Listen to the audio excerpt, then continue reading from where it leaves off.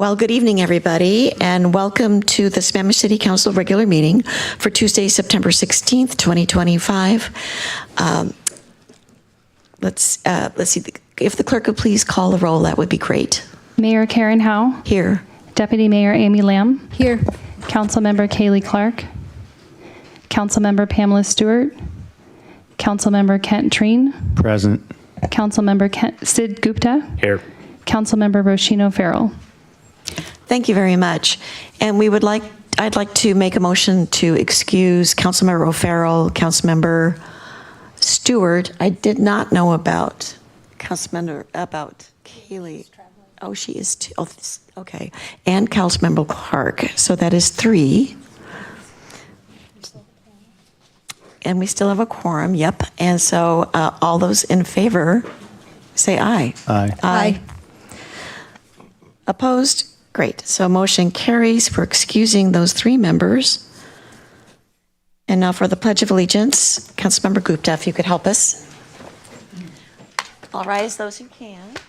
I pledge allegiance To the flag of the United States of America and to the republic for which it stands, one nation, under indivisible, with liberty and justice for all. Thank you very much. And the land acknowledgement statement, Deputy Mayor.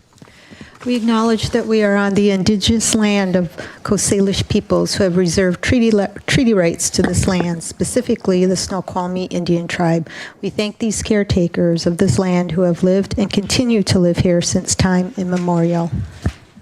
Thank you very much. So now we will move on for approval of the agenda. Is there a motion to approve the agenda? So moved. Second? Seconded. All those in favor say aye. Aye. Aye. It's approved, and we will move on now to public comment. So public is welcome to attend City Council meetings in person at City Hall or virtually through Zoom. And the first person for city comment.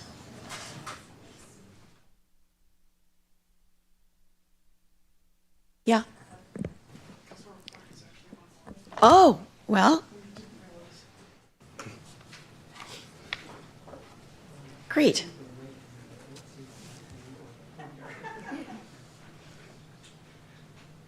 Thank you very much. Okay, we're going to start. Yeah. So, Councilmember Clark, could you unmute for a second? Yeah, can you hear me? Yeah, great. Thank you very much. So if we could adjust the minutes, please, to show that Councilmember Clark is in attendance, that would be wonderful. Thank you very much. Yeah, sorry, I'm on my iPad and I realized it just said KC, so thank you. Okay.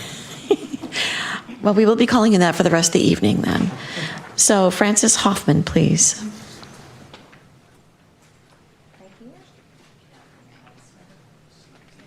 Is there any way to push this back? There you go.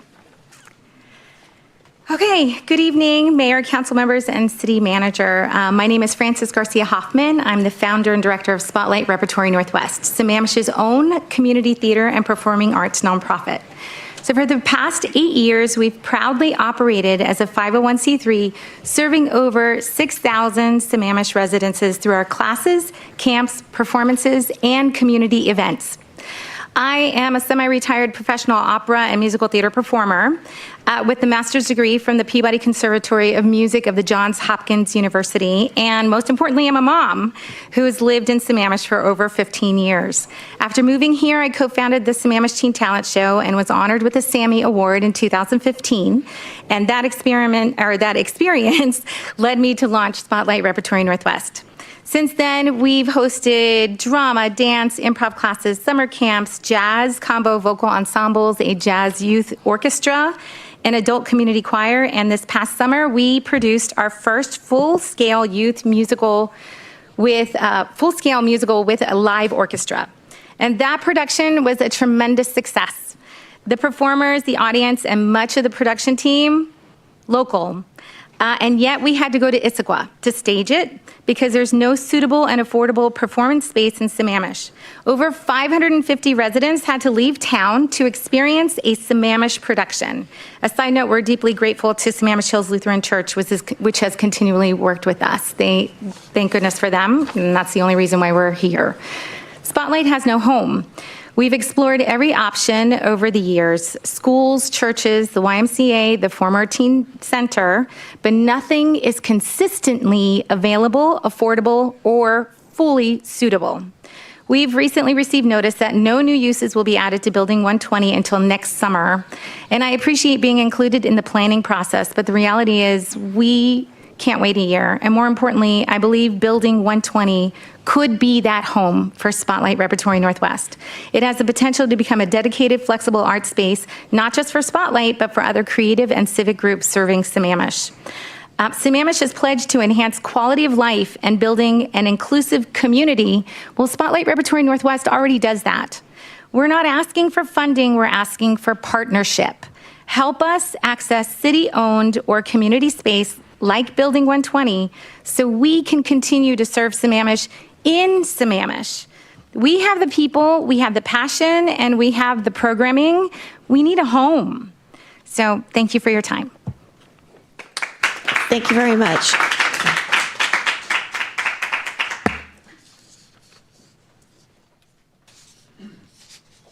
And I'll just mention for the audience that may not know, we decorum rules don't have reactions for audience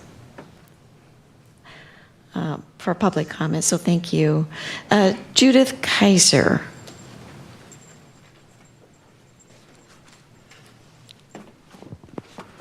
Good evening, Mayor, council members, and city manager. My name is Judith Kaiser, and I've raised our family in Sammamish for 26 years and counting. I'm here tonight because we believe the 120 building can become the heartbeat of our community. We invite you to see with us not just the building as it stands, but the possibilities it holds for Sammamish. As a member of the Community and Cultural Collective, C3, it is our mission to serve as a catalyst for arts, culture, economic development, and community life for Sammamish residents of all ages by facilitating venues, programs, and activities that allow our community to connect, learn, and thrive. We have a vision of our high school students having a safe, welcoming place to gather before and after school on days when the library is closed. Instead of meeting in parking lots or wandering through the grocery aisles, they would have a home of their own, a place to study, connect, and belong. We have a vision of our seniors and friends of Sammamish running a small thrift bookshop in the building, where donations are recycled back into our community, supporting programs and giving neighbors a reason to stop in and connect. We have a vision of local coffee stand run by community members, where a simple act of grabbing a cup of coffee becomes a way to support our neighbors. We have a vision of mom and me groups meeting in bright, flexible rooms, new parents finding friendships, friends, children playing safely, and families forming bonds that strengthen the city. We have a vision of local artists displaying their work on walls and in shared gallery space, turning the building itself into a rotating art show that celebrates creativity and sparks inspiration. We have a vision of the Spotlight Choir, filling the multipurpose gym with music each May and December, creating seasonal traditions that root themselves in this space year after year. We have a vision of our existing Sammamish Farmers Market relocating to the 120 building, where vendors can use a commercial kitchen and indoor areas, expanding their reach and thriving, rain or shine. By housing the markets here, we build a beloved tradition while giving it permanence and room to grow. These are not distant dreams. These are near-term, tangible ways the building could be used right away. By opening the doors, even gradually, we can allow the community to breathe life into this facility. The 120 building is not just walls and a roof, it's an opportunity to create a place where all generations come together, where creativity, space, and connection happen naturally. Council members, we invite you to share this vision, partner with C3, and to make the choice that allows our community to gather, to grow, and to thrive. Thank you for your time. Thank you. Christine Colinet. I'm not sure I got that right. Am I close?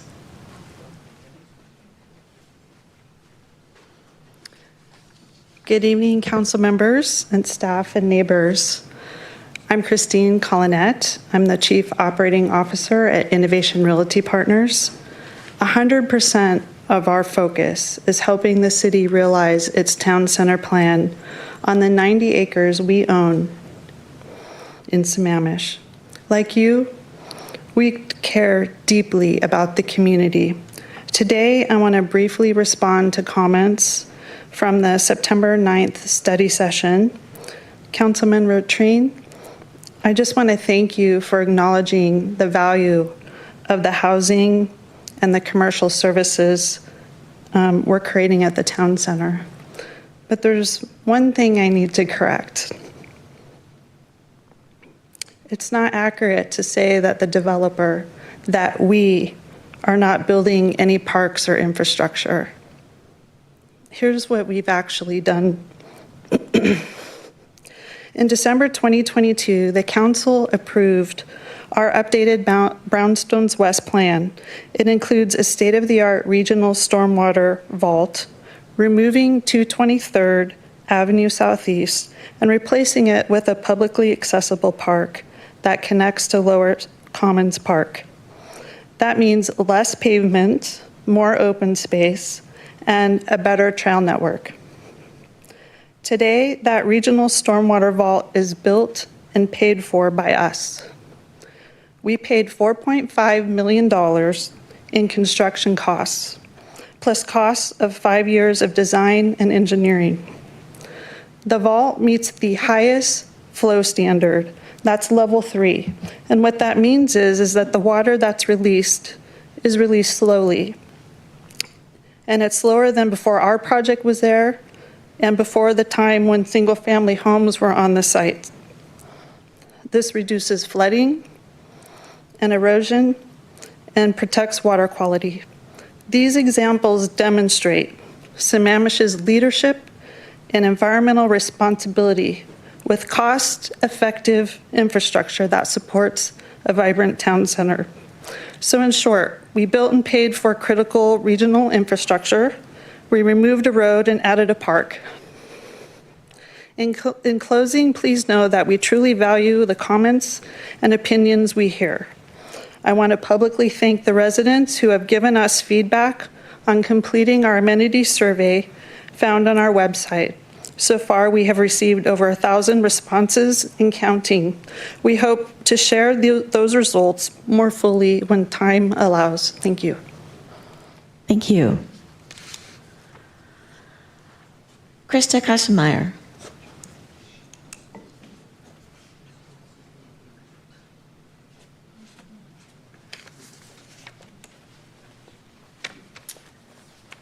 Krista Kilsmeyer, Sammamish resident.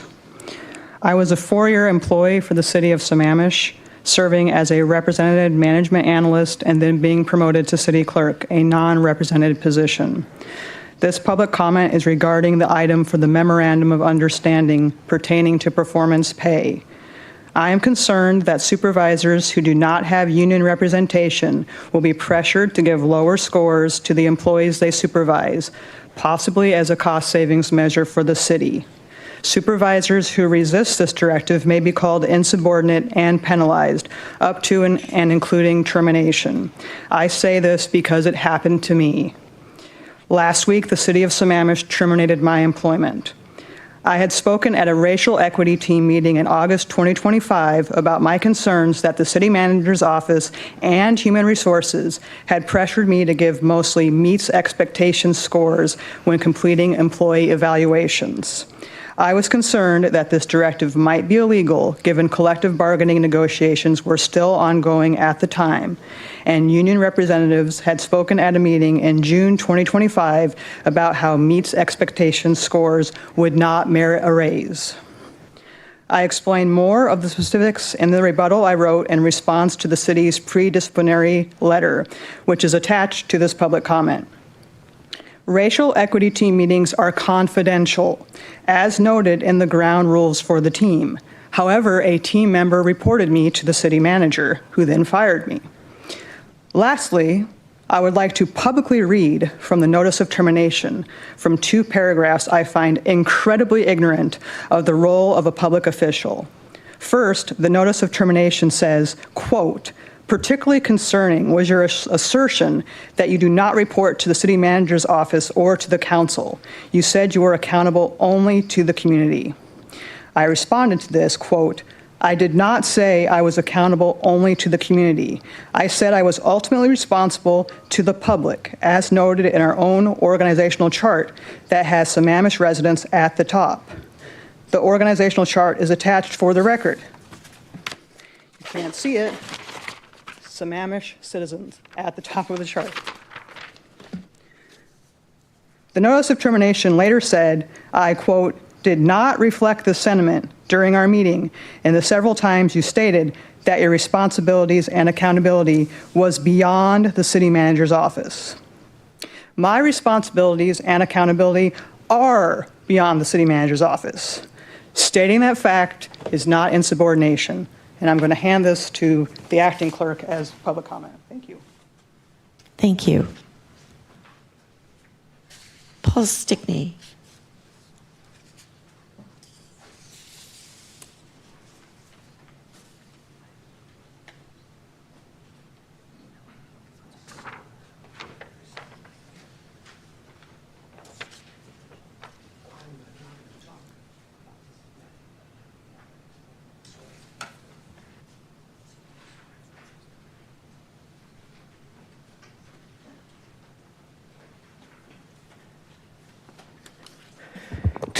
Good evening, City Council. Paul Stickney, Sammamish. Two key statements. I don't think what's going on in Sammamish is about saying no to 4K or 2K in town center. I think we need to say yes to doing chi before studying numbers in the TC. And something else, I don't believe it's about us versus development interests. I believe it's about we ourselves and us in the community that have very different opinions on the land use direction. Period. Hard stop. This is my fifth piggyback comment. I gave two to City Council in September, one to Planning Commission, and one to the Sustainability Commission. As a community, we must fully understand citywide housing imbalance, needs for economic, demographic, and workforce housing over life and legacy. We have to contrast consequences of beginning to meet housing needs or not, and weigh informed opinions from residents based on authentic housing needs and radically disparate consequences of meeting them or not. Neither the 2007 EIS or 2008 Town Center Plan or any of the 2025 Town Center Plan, FEIS plan or code have been informed by either quantified housing need factors or legislatively set targets for A, B, and C housing numbers in the comp plan. A is affordable from 175 to 500. B and C is market rate from 500 to $1.4 million and some high-end condos. And D is large single-family housing. Our community has serious shortages of A, B, and C housing to meet economic, demographic, and workforce needs over life, and we have oversupplies of D. There's awesome power in beginning to alleviate housing shortages, allowing residents to stay with additional holistic civic benefits above what we enjoy today. I say should turn fear into fear. Instead of false information or misinformation and expectations appearing real, turn things into face everything and rejoice. That's another definition of fear.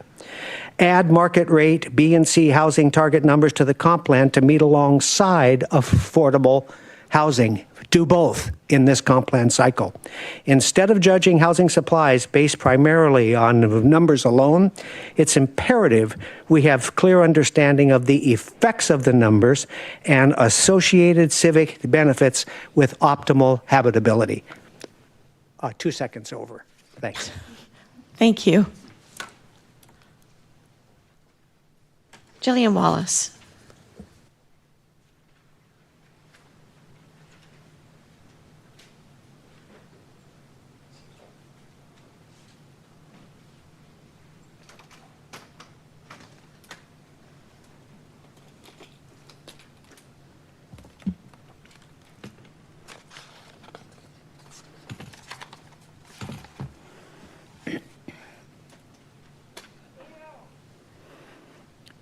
My name is Jillian Wallace, and I live in the historic town of Inglewood.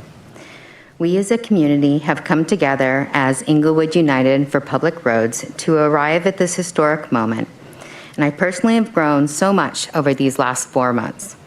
I have enjoyed these baby steps into city politics. I have grown in the number of neighbors into friends. My community, my village, has grown from a direct plot neighbor to so many in Inglewood and beyond. Allies who have mentored, and guided me. Friends who have gifted me maps, physical maps, and post things to socials for me, because otherwise I'd waste way too much time fighting the internet. And I have learned so many of us want the same thing: to be kind, inclusive, and accessible community that we want to build upon, a firm foundation. This is how we can be a bastion of kind people against dysregulation. This is a new era for the city of Sammamish, and we are a sanctuary for small communities. There's a lot of us. We're a destination location. We want you to protect your underrepresented and small communities. I hope that this lesson with Inglewood's public roads has been learned, and it was a painful one for everyone. So let's not do it again. And yet, we want to be here, right? We pay a lot to live here. We pay a lot for exclusive club membership, for even like our less than 1,500 square foot home that is a single floor home, right? We still pay a lot, and we want to be in this membership because it's an exclusive club open to all residents. Let's elevate and fortify all of our safe spaces to live, all of our communities, so that we have that space to make friends, build a community. I am proud of my neighbors. I am proud of Inglewood. I am proud of my friends, because we built the community we want to have. Thank you. Thank you. Casey Patterson.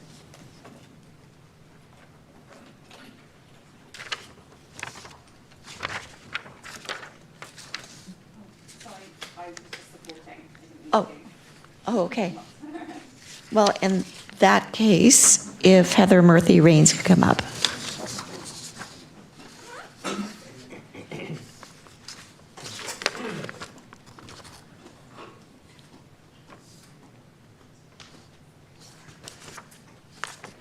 Good evening, Council. My name is Heather Murphy Rains, a 20-year resident and Save Our Sammamish proud member. I want to speak tonight about honesty, accountability, and the direction this council has taken with the Town Center and the Growth Management Act housing targets. First, let's clear the air on the 2,100 unit mandate. I've watched videos today of King County Councilmember Claudia Balducci stating that a Sammamish City Council member specifically requested that number. Yet this council has repeatedly told residents on social media that it was a state mandate. That contradiction is damning. If the number was requested, then it was a choice, not a mandate. The public deserves to know who on the council asked for this. Now on the Town Center SEIS, the timeline is clear. In June, the draft SEIS offered two options, about 2,000 units or 4,000 units. Nearly 800 residents raised their voices with deep concerns about traffic gridlock, school overcrowding, affordability, wetlands, and loss of Sammamish's character. You ignored this data, as you ignored residents on July 15th who hoped to speak for the first time. On July 15th, despite those comments, this council chose the action alternative to study 4,000 homes. By September 12th, the final SEIS was published and brushed aside community warnings and worries. The so-called mitigations offered are unrealistic and unenforceable. Taller buildings in the core, bike lanes, a future transit hub, stormwater promises, and vague coordination with schools do not solve traffic congestion. They do not guarantee classroom space, and they certainly do not guarantee affordable housing or timely egress in an emergency. I've asked this council, and I've asked you, Amy, how many affordable units will we get with 4,000? And I've never given an answer. These are all empty mitigations that fail to protect residents. By tying this SEIS to the almost 30-year-old 2007 EIS and by planning to adopt infill exemptions, the city is effectively closing the environmental and traffic appeal gates.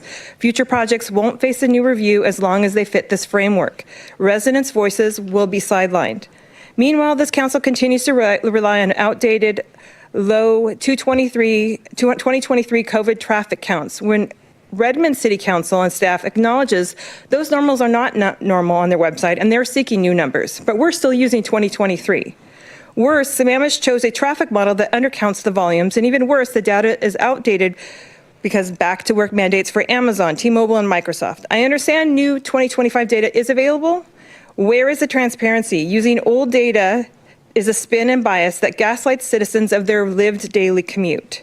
Taken together, this shows a troubling pattern, dismissing public input, misrepresenting mandates, manipulating data, and pushing growth without accountability. The community has lost trust, and rightfully so. Perhaps it's time for the financial experts, the engineers, the PhDs, and the business leaders among us to step up. Thank you. That is all I have in the room. Is there anyone else that wanted to speak that didn't get a chance to sign up? Because if not, then we'll go to online comment. Those who have pre-registered to provide online public comment, please raise your hand if you'd like to give testimony.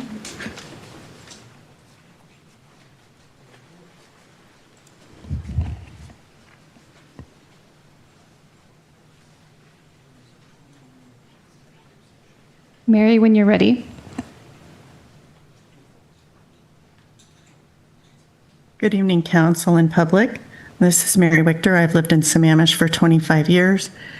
I did want to say that on Town Center, what you're going to get in this city that you can be useful or not useful depends on the types of housing, not the numbers of housing that are built. So Paul Stickney, where he's talking about ABC types of housing where you're getting houses that just don't cost as much versus there are people that think if we just build out single family homes and townhouses, that will be great. That will not be great. Town Center, we don't have the finances for the city.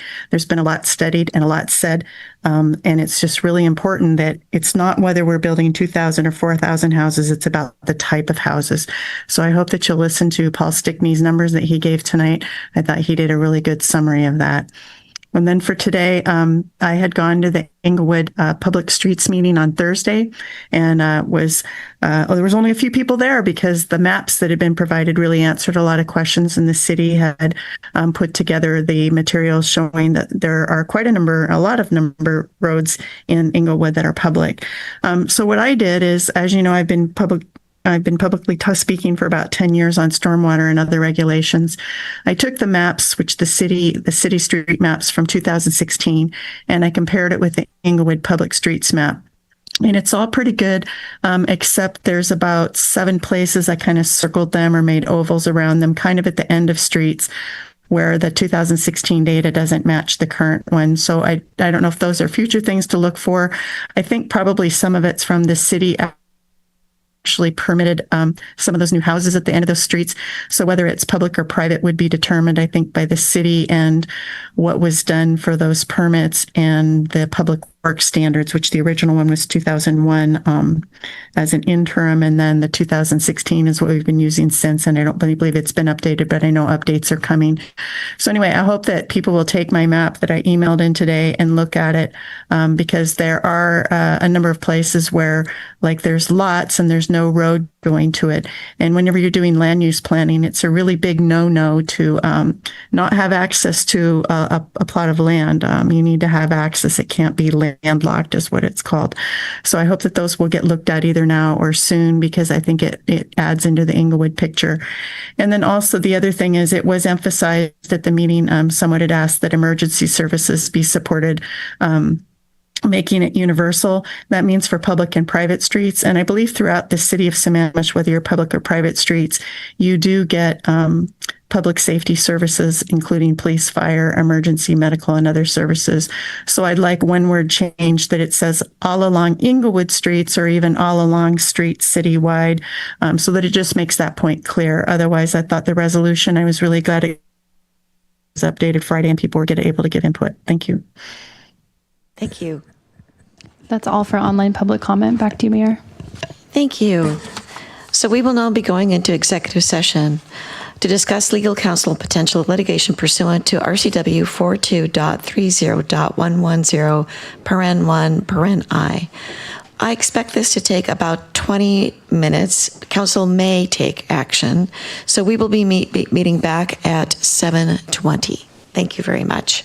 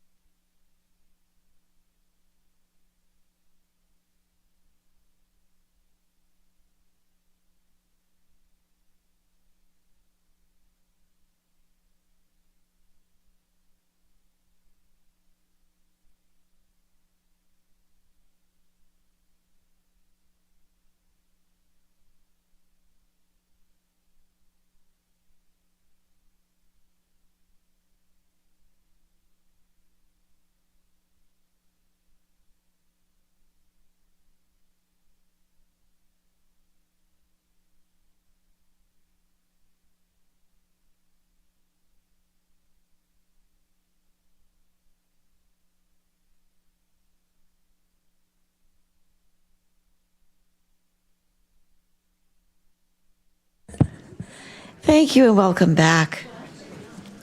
Councilmember Gupta.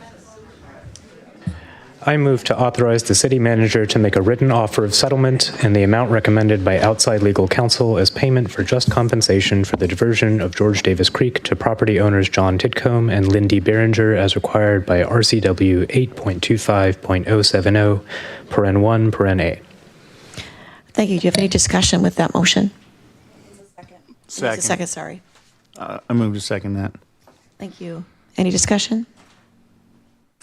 If none, all those in favor say aye. Aye. Opposed? Motion carries. Thank you. We'll now go ahead and I'd like a motion, please, for the consent calendar. So moved. Second.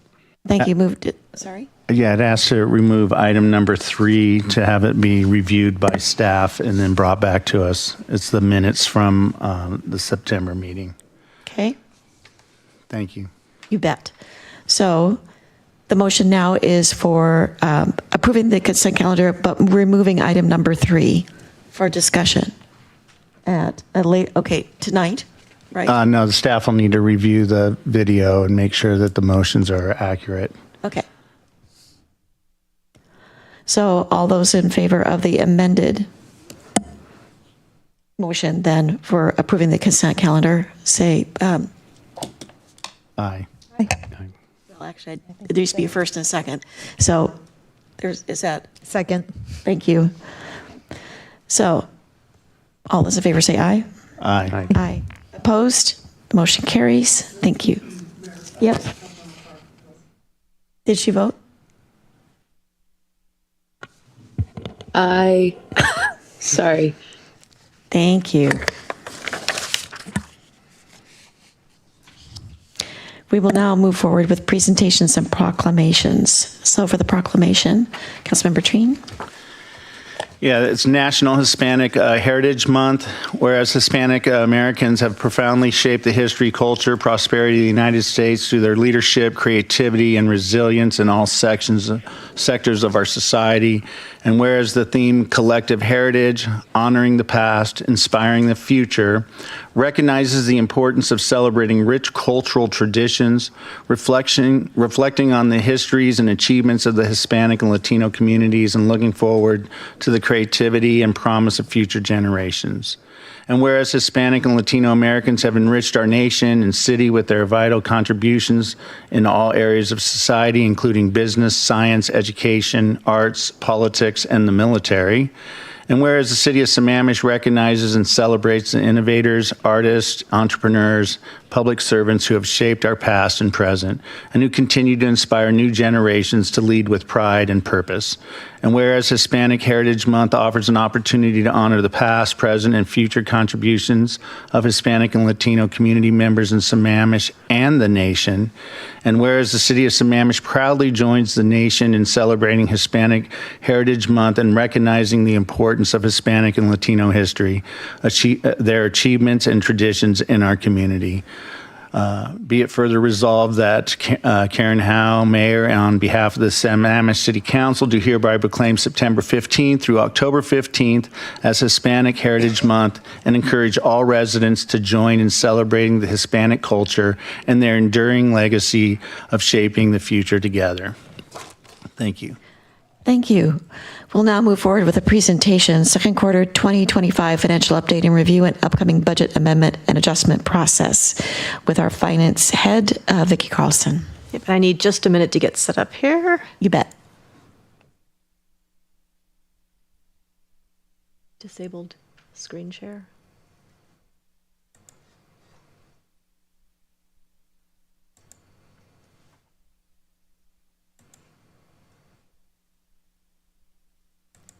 Yeah, it says host disabled participant screen share.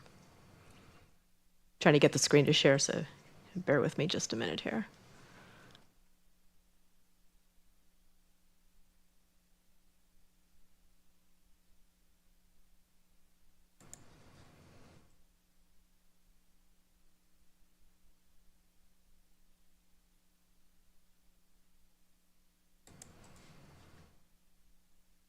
Let me just email it to you and have you do it. Okay.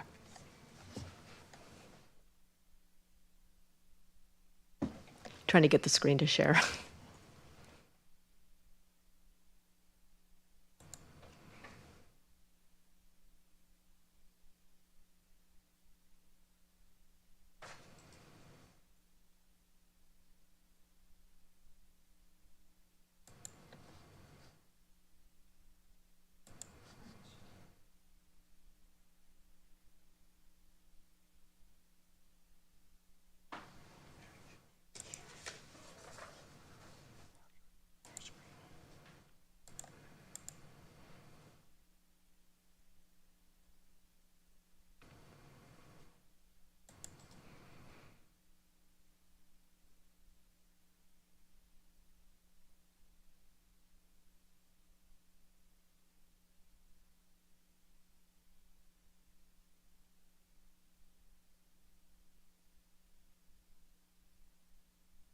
Yep. I'm just going to email it to City Clerk, so hang on just a second.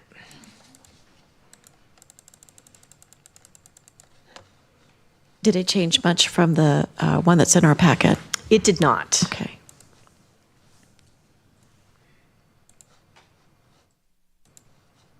Let me just get it emailed. That way the audience can follow along.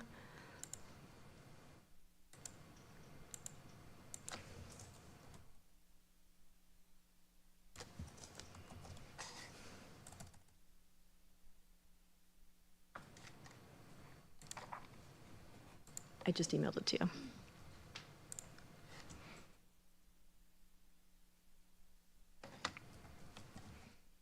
We'll make this work.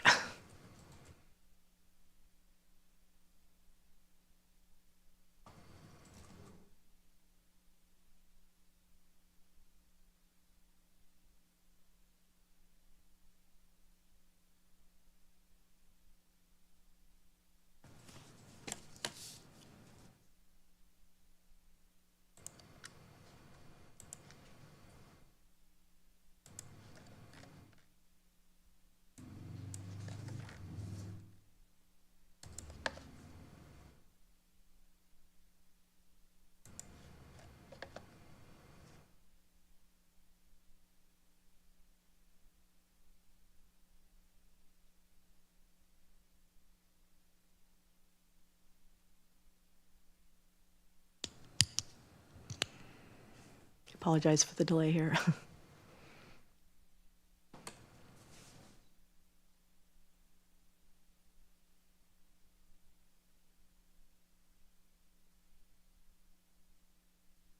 You realize it just gives us more time to ask more questions. You know that, right? That's okay.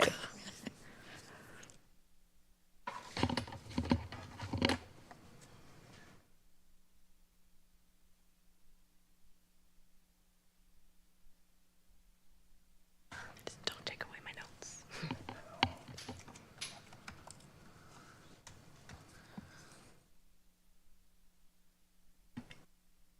We tested this early, just not displaying it on the screen. Now it's.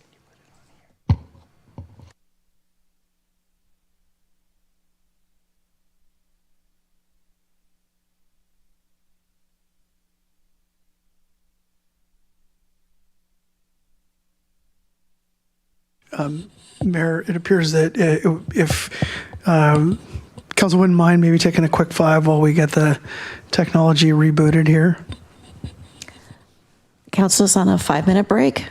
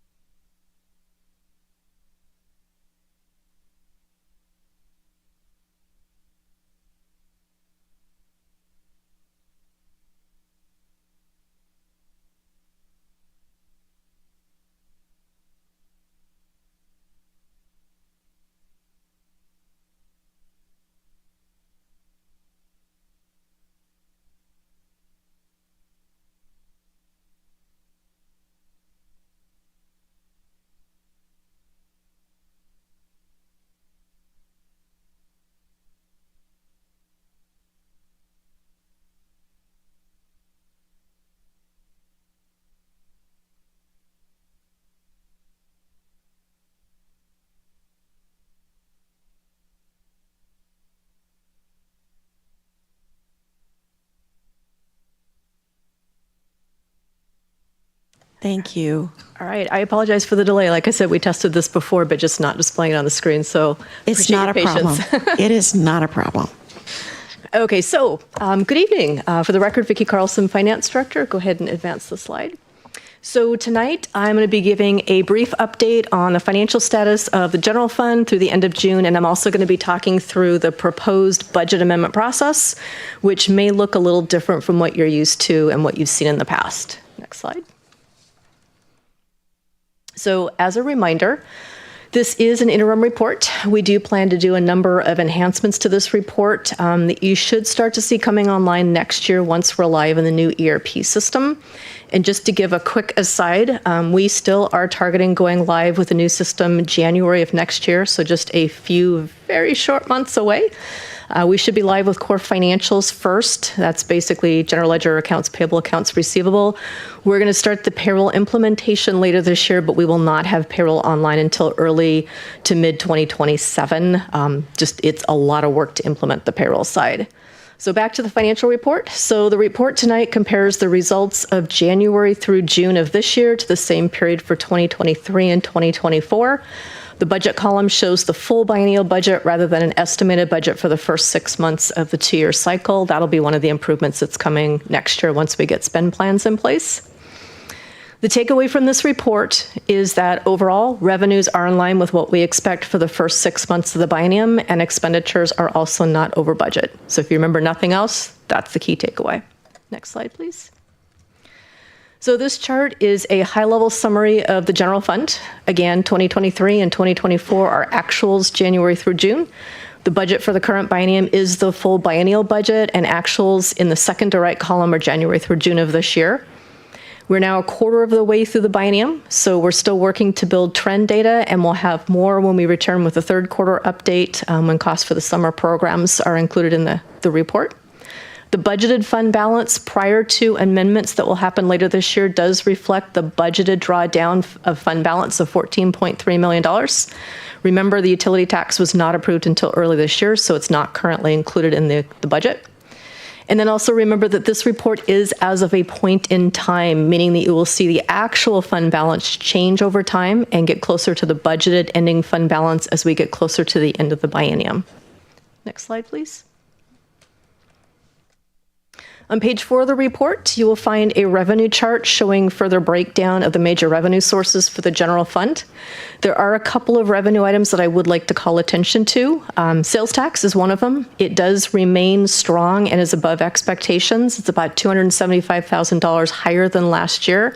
And where we're seeing the strength right now is in the retail, contracting, and services sector. The other one I want to call attention to is building permit revenue. That was also very strong through the first half of 2025, and it exceeds last year's revenue by about $354,000. For 2025, total number of permits issued was just under 3,000 with a total value of $74.8 million compared to last year, which was about 2,200 permits with a total valuation of $3,800 million. So significant increase this year for the first half of the year. Interest earnings are lower by about $257,000, which was expected and accounted for in the budget. The gradual drawdown of the budgeted fund balance coupled with lower interest rates available on investment opportunities account for the decrease. And just a reminder that we did change where the tech fees are recorded starting this year. Last year they were recorded in the general fund and then transferred out. And starting this year they're straight into the tech fund. Next slide. On the expenditure side, total salary and benefit costs are lower than expected due to a few more vacancies than we originally anticipated when the budget was drafted. This does have an impact on some work plan items, and you're going to be hearing more about that in the meetings in October when we're going to be doing a work plan update over the next 2 to 3 meetings. Expenditures for Eastside Fire total $5.7 million through June, and that is $712,000 higher than last year. This does reflect the 15.2% increase in cost over last year. And as a reminder, the increase is not only for the contract for services, but also increases in contributions for facility maintenance and equipment replacement. And the police contract so far is $3.6 million through June. You'll find a breakdown of expenditures by major category on page 5 of the report that is attached to the agenda bill. And I'm going to take a brief pause and see if you have any questions on the general fund financials before I move into the budget process. I should say budget amendment process. Okay. So moving into the budget amendment and adjustment process. So as a reminder, the adopted budget does cover a 2-year period, and updates to the budget through amendments and adjustments is a normal process that all government agencies do. I'm not sure what the process looked like before, but I do kind of want to walk you through what you can expect this year and moving forward. So the plan is to do amendments and adjustments twice each biennium. The mid-buy will be done the fourth quarter of the first year of the biennium and will account for the larger amendments and adjustments. Then again, the fourth quarter of the final year of the biennium, and this will capture any final amendments and adjustments needed before the biennium expires. And there's really 3 reasons that we do this process. So we do it for transparency. We want to communicate significant changes to plans. These are changes that from when the budget was adopted, and we do it to document these changes so there's a clear paper trail. And then we do it for housekeeping adjustments. So an example of a housekeeping adjustment would be to true up the budgeted beginning fund balance to the actual fund balance at the beginning of the biennium. Next slide. So budgets are adopted at the fund level, which is the legal level that we are held to for auditing purposes, and it's adopted for a 2-year period. So you're going to see 2 different types of amendments or 2 different types listed in the documentation that you'll see in November. So the first, you're going to see some budget amendments. An amendment is something that results in a net change to the total fund budget. And an example of an amendment will be to add the utility tax, because that's going to adjust the total budget. And another example would be truing up the budgeted fund balances. You're also going to see a list of budget adjustments on the list. A budget adjustment does not result in a net change to the total fund budget. An example would be using existing salary savings from vacations above what we expected to fund projects that were unknown when the budget was adopted. Next slide. As I mentioned earlier, we do Can you move plan... the slide one more, please? Thanks. Yep, it should be slide 9. Thank you. So as I mentioned earlier, we do plan to provide updates to work plan items during the October meetings. When there will be a budget amendment or adjustment coming forward in November, it will be noted during the October presentations. The idea is that there's no real surprises by the time the budget amendment and adjustments are presented for review. We plan to present them the first meeting in November. The slide does show November 4th, but because that's election night, the meeting is probably going to slide to November 5th, is my understanding. And then we're planning on adoption of the budget amendments and adjustments on November 18th. So again, very high level overview of what you can expect in the next couple months. Any questions? Council, questions?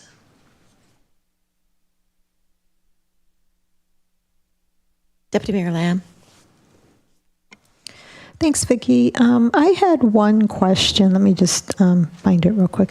On the agenda bill, under general fund highlights, there's a line that says this is for permits, that there were 2,996 permits this year, or for the first 6 months, with a total value of 74.8 million. Correct. Where is that? First, like, when you say total value, what composes that?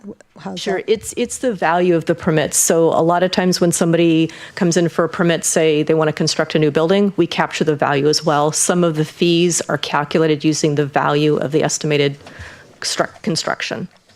And it's all through our permit system that we get this information. Okay, is that reflected anywhere in the budget? Because that's a significant number.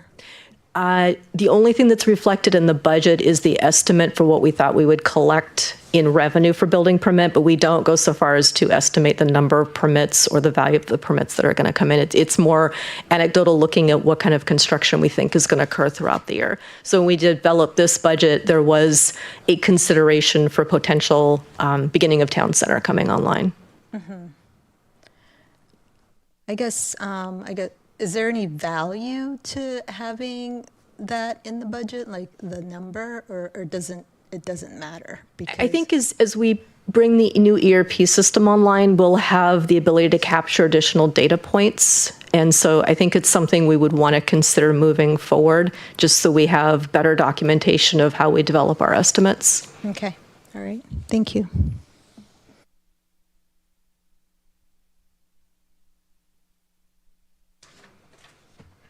Kaylee, do you have any questions? I seem to forget you, so I want to make sure I don't forget. No, I don't. Thank you. Okay. If council doesn't have questions, I do have just a couple of questions here. Could you please remind me the Port of Seattle grant for economic development? Well, do you know what that, I can't remember what that was used for. I think I know, but could you remind me? I'd have to go back and look. I'd be happy to respond in email. I can't remember off the top of my head. Yeah, I was trying to think if that was something that was used for town center or if it was something else. Mayor Rachel Bianchi, excuse me, Deputy Manager. Sorry. That grant was used for the economic development effort around that we did as part of the comp plan. That's what I thought. Okay, I just wanted to kind of verify that because it came in awfully handy. The interlocal or the intergovernance funds that were, could you help me understand too, just just why it was different this time? Because I think it was either more than you were expecting or less. I can't now remember because I don't have the slide in front of me. You know what? I don't have the details in front of me. Again, I'm happy to look and get back to you. Okay. And I assume that we've taken a really hard look at any kind of grants that we were hoping to maybe get, and we are, taking kind of a negative view on most of those. Would that be fair? So right now they're still in the budget. We didn't budget that many grants because we don't get a lot of grant opportunities. Right. And sneak peek, when you see the budget amendment and adjustment come forward in a couple months, you will see an adjustment to the grant for, I think it's the George Davis. We got more grant money than we expected. Right, so right. You'll see that come through. So we do monitor that closely. And if we see any significant changes in what we expect for grants, you'll see that come forward in the budget amendment and adjustment process. Thank you. And the other thing that has got me just a little concerned is about the vacancy rates and our inability to forecast that accurately in terms of just the amounts of funds that have now become available or freed up, but not in a good way. Because I know we want to have the staff in place and able to accomplish tasks. And what I'm wondering about is, and you may not be the right person to answer this question, but has it shifted enough that we have to look at the work plan in terms of adjusting the work plan to meet where the vacancy rates are? When we come forward with the work plan updates next month, you will hear some adjustments that have to happen because of staffing vacancies. I see. Okay, those were my questions. Council, any additional? Then, again, thank you for your work. We really appreciate the presentation and keeping us informed. Thank you.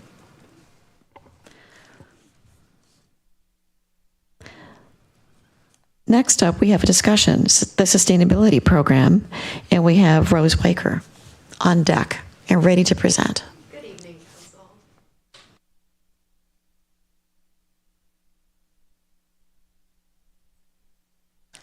Council. Is it the actual thing that we got in the mail? I got it. You got one in the mail? Nice. Sure. Nice job. You can put it up front when you're done. Nice job, by the way.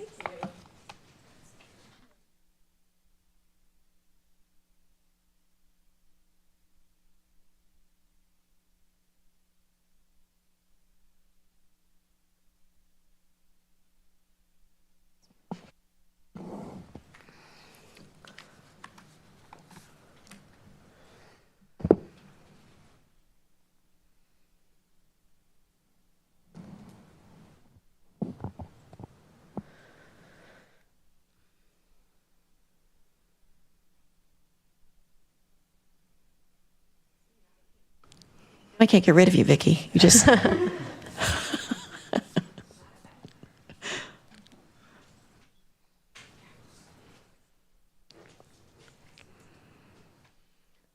All right.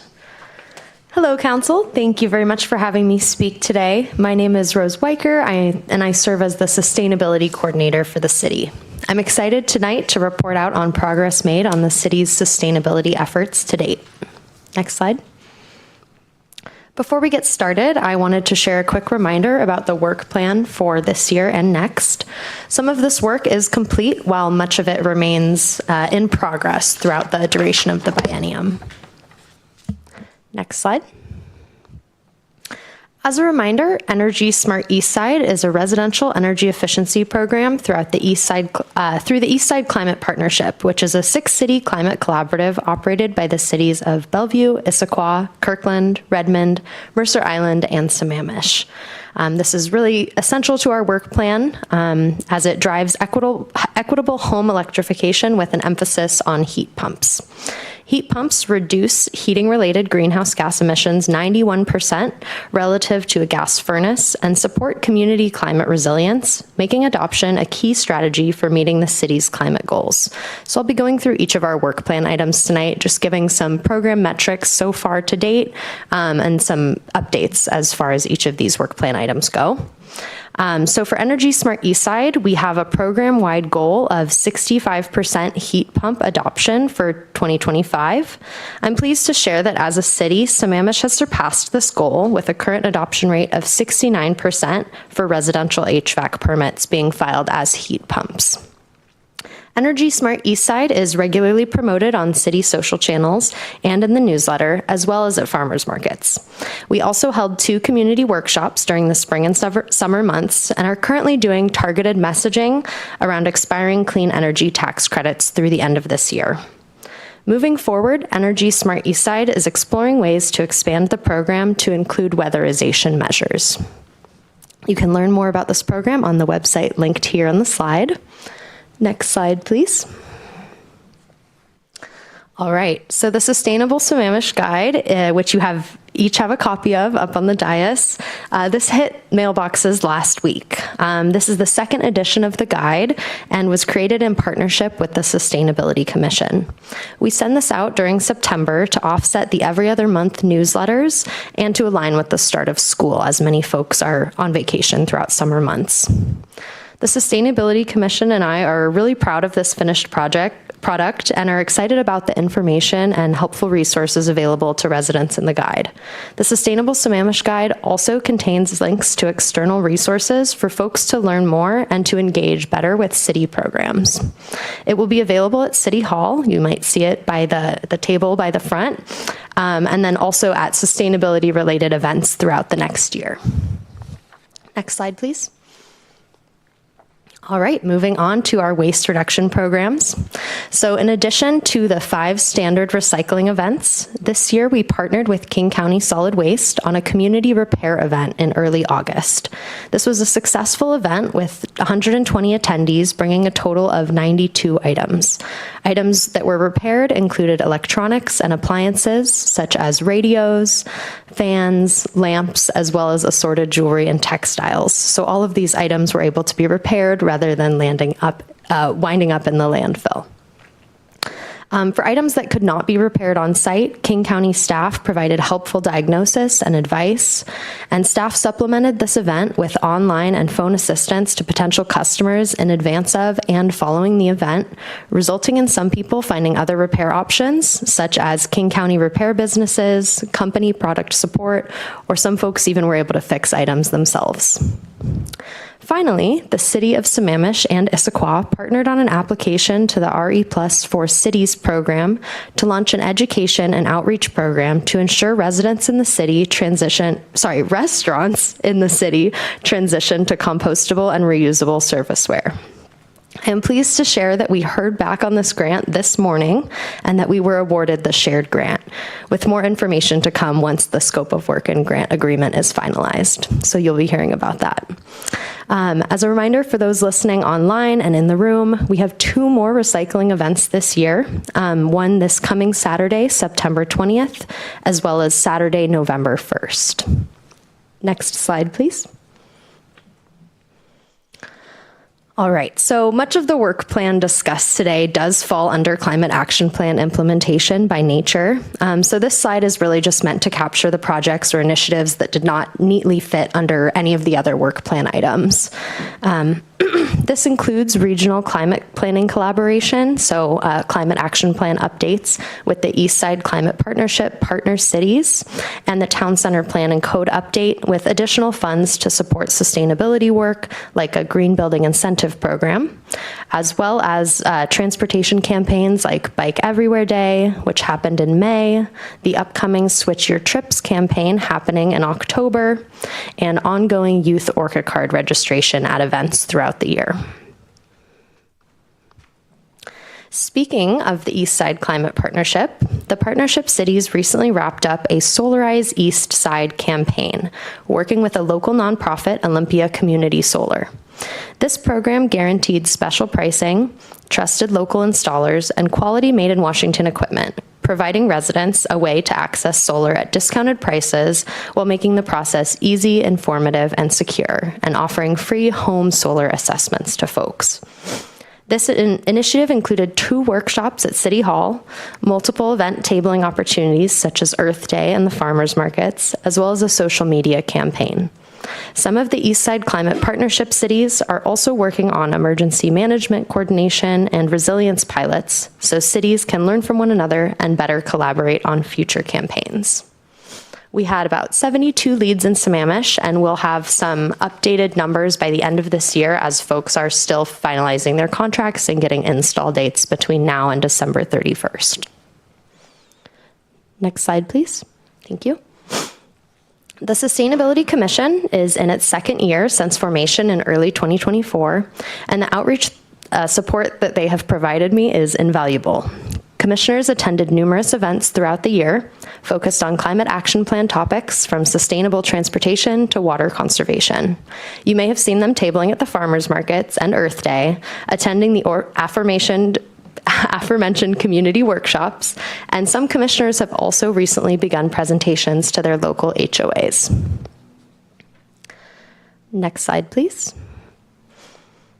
There has been some really great work done in addition to the sustainability commissioners. We work with local nonprofit sustainability ambassadors, which are high school students that provide support and partnership at events and for program outreach. Throughout the summer, students completed 15 impact projects ranging from bus bingo to waste reduction to tree planting and home energy efficiency projects. This fall, students are partnering with their respective school clubs and administrators to continue to drive engagement in climate action plan topics. There's been some great work done over the past 9 months, and there is more great work to come. I previously mentioned Switch Your Trips, the October campaign meant to get folks out of their cars. We encourage City Council members to participate in this campaign as well. You can learn more information online, and we'll have social media posts throughout the month of October.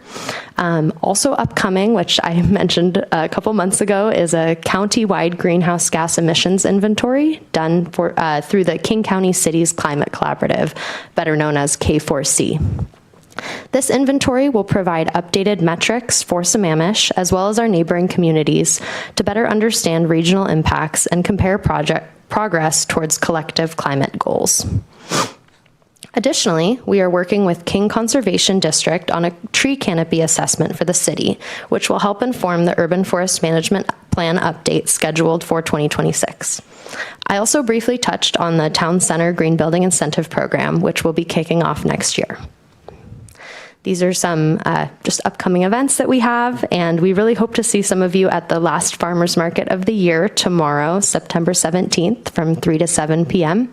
I'll be there tabling with some of our sustainability commissioners and handing out this wonderful Sustainable Sammamish Guide. Next slide. All right, thank you very much for your time this evening. If you have any questions, please let me know. Thank you very much for the presentation. And so, Council, where are your questions? Councilmember Gupta. Thank you very much for the presentation. It's so exciting to see the work that the Commission and that you have done in the 2nd year since we set it up. Bike Everywhere Day, I think that's so great that we participate. This year, I think there were a few challenges, namely King County was doing a lot of trail work on East Lake Sammamish Trail right during the advertised hours. So it felt a little bit like an obstacle course. I know the weather was also not great. Not much we can do about that, but hopefully next year we can work with the chamber, we can work with Cascade Bikes, we can work with King County to try and make that event more exciting for folks. 2 years ago, the weather was better, we had more participation, but I think that could really be a cool event. And I would also just invite the community to join me in biking. Hopefully October is going to be great, but let me know and we'll bike to City Hall together. Yep. Thank you. Thank you, Councilmember Gupta. Deputy Mayor Lamb. Thanks, Rose. I think you probably know I'm pretty excited about getting that REPlus city grant. I didn't think we would find out so soon. The last I heard it was November. And if I recall, since we're partnering with Issaquah, it would be $100,000 that we would be getting, which is fantastic. Yeah, I think that's like a pretty significant amount.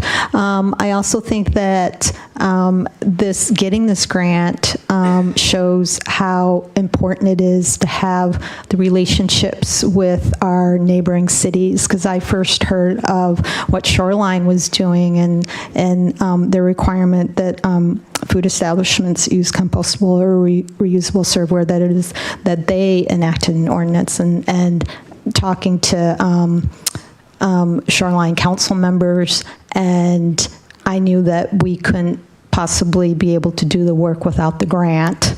So that's why I'm excited that we are able to do it, and especially that Issaquah is doing it alongside with us. And you know, these relationships with cities just show how much we can accomplish when we have developed relationships with the other cities, and it shows that we can, you know, work together and get things done. So I really appreciate that. And my other comment is that we're doing so much good work, and I feel a little bit like a broken record because I have mentioned this in the past about having a city dashboard. Like, I would still love to have a city dashboard. I'm looking at our city manager to track, you know, our greenhouse gas emissions, how much we're diverting, you know, especially like with the heat pumps. What are we doing? Like, how much are we reducing greenhouse gas emissions? Like, there's just so much good. And instead of, and like, I love having you know, give a presentation, but it would also be great to have it on our website, to have a dashboard so that we can track year over year, and see how we're improving. So, thank you for your feedback, Councilmember Lamb. Yeah, thank you. Other council members, questions? If not, I have a couple. So, again, great presentation, really helpful. When we talk about the sustainability ambassadors, which is E10 on your slides, what I would love to see are measurements, because I don't have a sense of the impact. And I would probably say that that's going to be my consistent feedback, is that I'm looking for impact of everything that we do on this. What I'm excited about is that we're actually getting something done, and that we're just not just talking about it and saying, yay, we have a plan. We're actually marching to the plan and executing. But then I'm going to ask for that next layer, that next wave of information, which is, what did we accomplish, and what's the impact going forward. The other question I'm going to have is about the tree canopy assessment, because I think we had one done quite a while ago, and I don't even know if we would have considered that accurate, because it was something that I think the University of Washington did many years ago. And now with the tree canopy having shifted, with many trees out with bomb cyclone, I think it'll be very interesting to see what that is. But again, then I want to transact on that data that we get. And what I'm optimistic is that we're able to actually then come up with the tree canopy plan going forward as to what we want it to be. If this is the number, and if we trust the number, what should it be, and how do we get there? You know, whether there's additional things that we need to do as a city, whether it's tree banking or whatever it is, that we're able to be creative and determine how to up our canopy. So those are the types of things that would be really helpful. The other thing that you're not going to know, but has to do with the sustained effect of what we do. So we've got youth that have Orca cards. Have we turned them into bus riders? Like, is that going to become a preference? What would be cool is if there was a way to survey them, even anecdotally, to understand, are we able to impact people's behaviors? Because as we know, the biggest impacts to our environment are by residents. We can only do so much as a city, but residents are the big determinant of how much greenhouse gas we have, for example. So I'm looking at any lever that we have that may actually help adjust behavior. It's something that we can measure over time. Back to your dashboard, Deputy Mayor Lamb. So those are my questions and feedback. Great presentation. Does anyone else have anything else? If not, we can release you into the night. Thank you. I just briefly want to address a couple of your earlier questions. Please do. Sustainability ambassadors will be providing us with a program report at the end of this year, so that will be shared with council. And then for the tree canopy assessment, a big part of that work is also going to be playing into the stormwater permit, the MPDES permit. There are some tree canopy stormwater impacts that are part of that moving forward, as well as just giving us some updated data. So. Good. Thank you. One more question? One more question.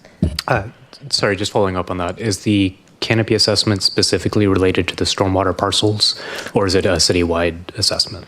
It's citywide, so we gave them a number of layers that will be helpful for our planning efforts, that they'll be taking the city's data and the tree canopy data and then providing us with a report. Great. Thank you very much. Thank you. All right. Thank you, Council. Thank you. So now we'll be going into unfinished business, which is new business in this case. And we'll be discussing a resolution ratifying, confirming, and declaring as a city of Sammamish public streets and right-of-way certain public streets and right-of-way in the plat of Inglewood. Thank you. Excuse me. Thank you, Mayor. I'll take this one.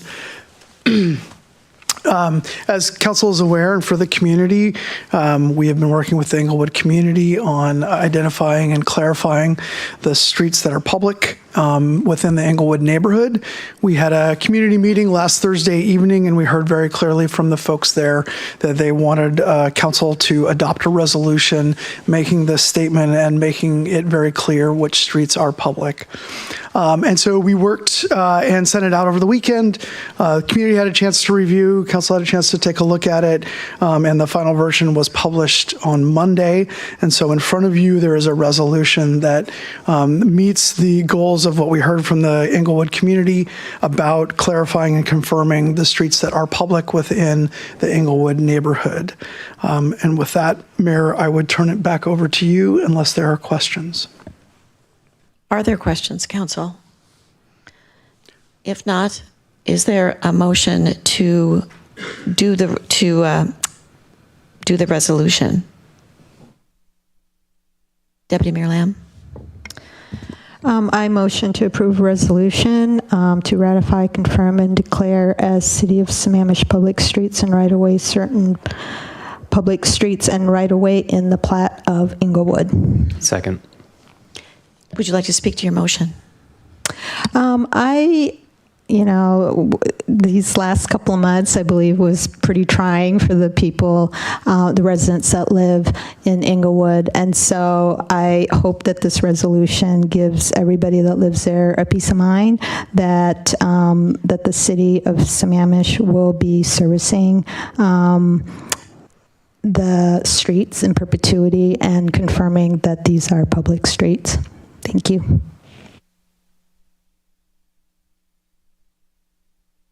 All right, we will take the vote. All those in favor say aye. Aye. Opposed? Motion carries. Thank you very much.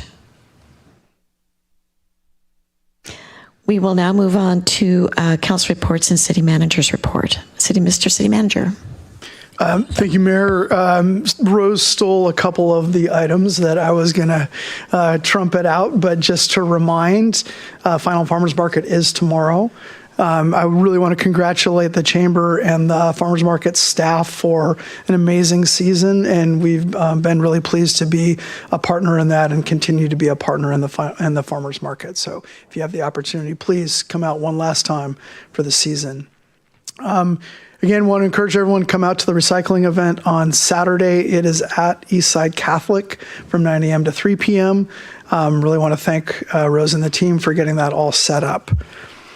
I also want to note a couple of, Vicki mentioned in her presentation about moving the council meeting. I didn't get any concern from council that both the first and second Wednesdays in November need to be moved.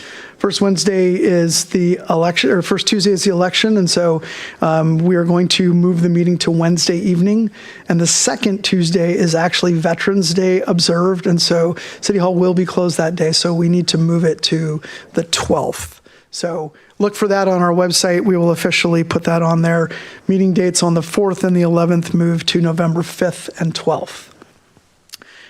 One other last item, we got in the last day request to sign on a letter for Floodplain Enhancement and Recovery Act.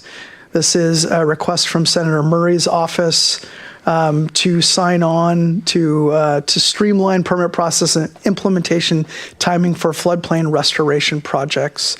This letter is supported by the Raya 8 Salmon Recovery Council, of which we are a member on, and they are looking to get sign-ons by next Tuesday. And since we do not have council, we're looking for council direction tonight to sign on to that letter.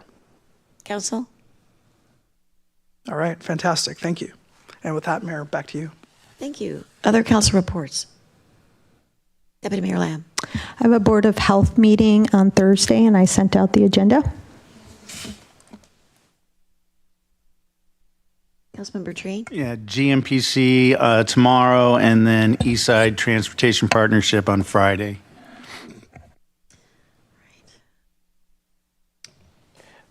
Just for clarification, the Eastside Transportation Partnership meeting is a joint regional transportation board meeting in person in Seattle.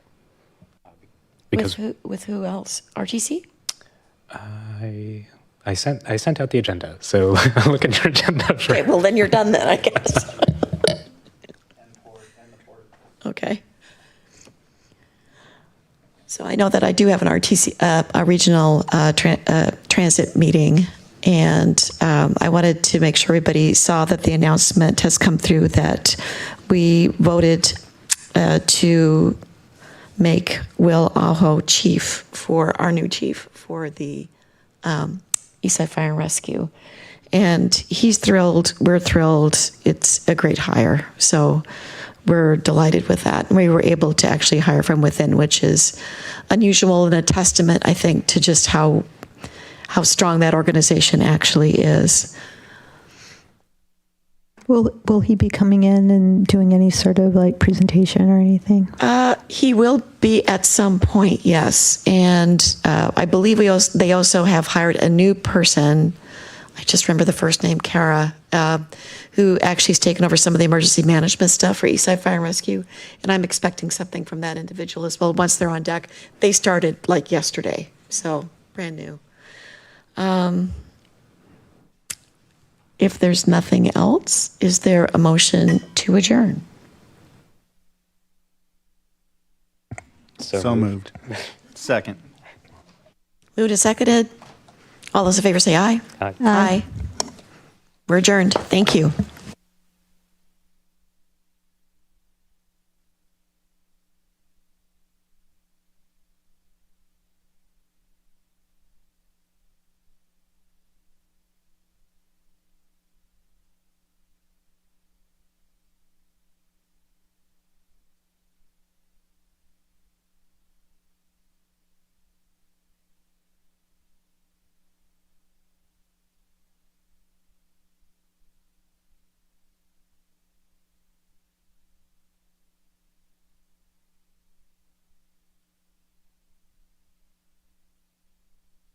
The provides a great and valuable opportunity